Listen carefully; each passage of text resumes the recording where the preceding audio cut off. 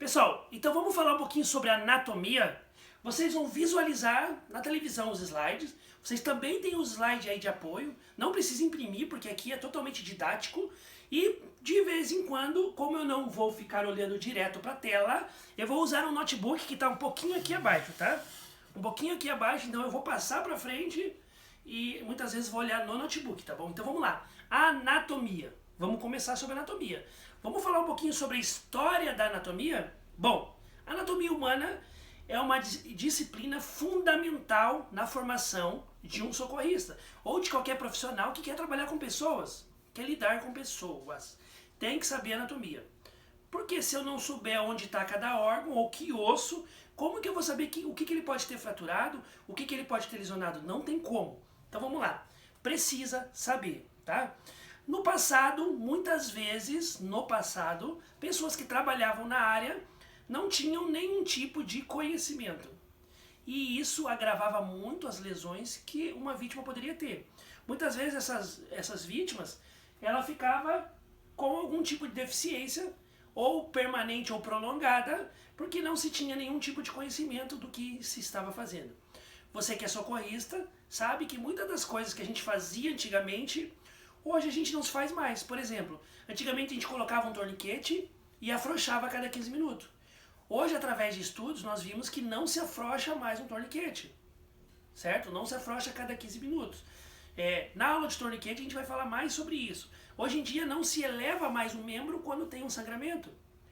Existem estudos que demonstraram que não varia a pressão ou a quantidade de sangue se vai sair mais ou menos com o membro elevado. E nem o pinçamento, por exemplo, de uma artéria, de um ponto arterial. Não se faz mais, tá? Então muitas das coisas que eram feitas antigamente não são feitas mais hoje.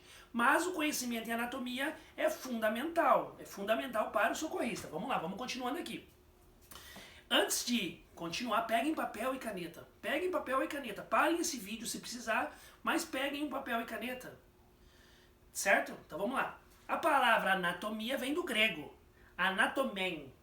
Ana em partes. E tomen é cortar. Cortar em partes para o estudo. E hoje aqui a gente vai ver um pouquinho dos sistemas. Um pouquinho dos sistemas.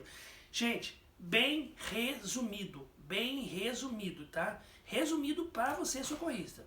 Como eu disse, se quiser se aprofundar, a gente vai entrar aí naqueles vídeos complementares, tá? Sistemas que a gente vai ver um pouquinho. Tegumentar, o esquelético, que aí pega ossos, músculos e articulações. Digestivo, respiratório, o circulatório, urinário, nervoso e o endócrino. Então a gente vai ver um pouquinho só de cada sistema. Os órgãos são formados por células. Tudo que a gente vê no corpo é formado por células.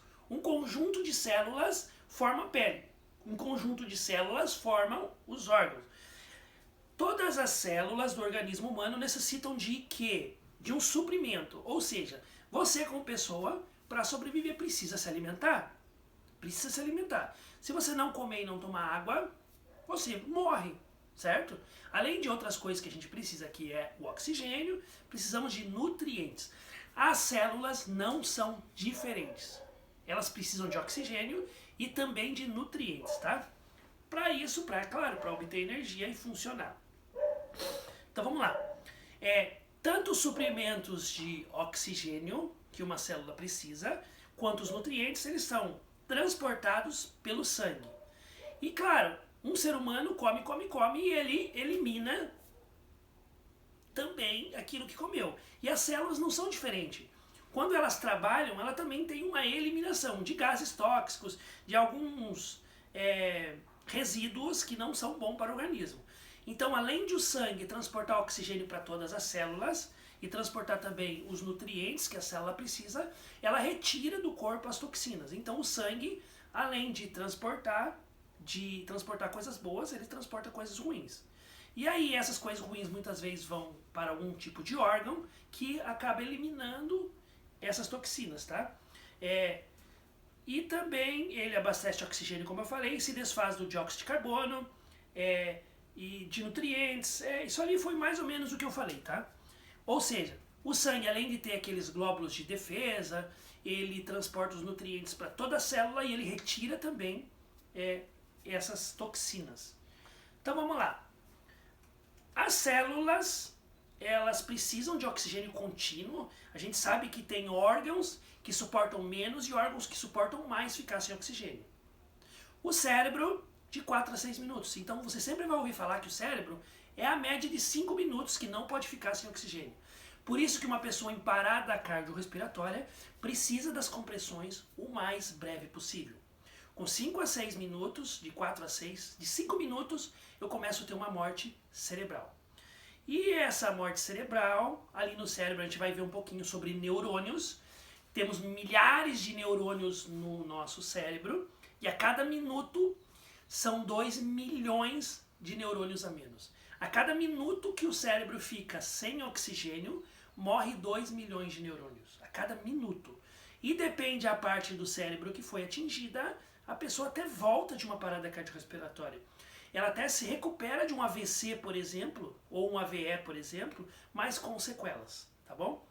E como a gente falou, a falta de oxigênio por um tempo acima tolerável leva à morte celular, que posteriormente leva à morte dos órgãos e do organismo. Então o coração, o cérebro, 5 minutos a média, começa a ter a morte celular. A divisão do corpo humano, a gente vai falar sobre divisão do corpo humano. Vamos fazer o seguinte, para esse vídeo não se estender muito, vamos colocar essa divisão e o que vem agora no próximo vídeo? Então espera um pouquinho, não saia daí, que a gente vai voltar agora.